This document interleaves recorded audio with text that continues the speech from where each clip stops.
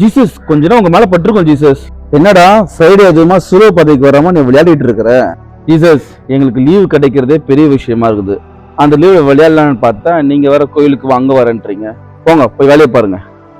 டேய், உனக்காக தானே நான் செத்து போனேன், உனக்காக தானே என்னை சிலுவையில் அரைஞ்சாங்க, உனக்காக தானே என் கையில் ஆணியில் அடிச்சாங்க, காலில் ஆணியில் அடிச்சாங்க, என் விழாவில் ஈட்டியில் குத்துனாங்க, உனக்காக தானே நான் உயிரை விட்டேன். நீ நல்லா இருக்கணுன்றதுக்காக தான் நான் செத்து போனேன். ஆனா சிலுவை பாதை கூட வராம நீ விளையாடிட்டு இருக்கியடா. இப்படி இருந்தா எப்படி சொல்லு?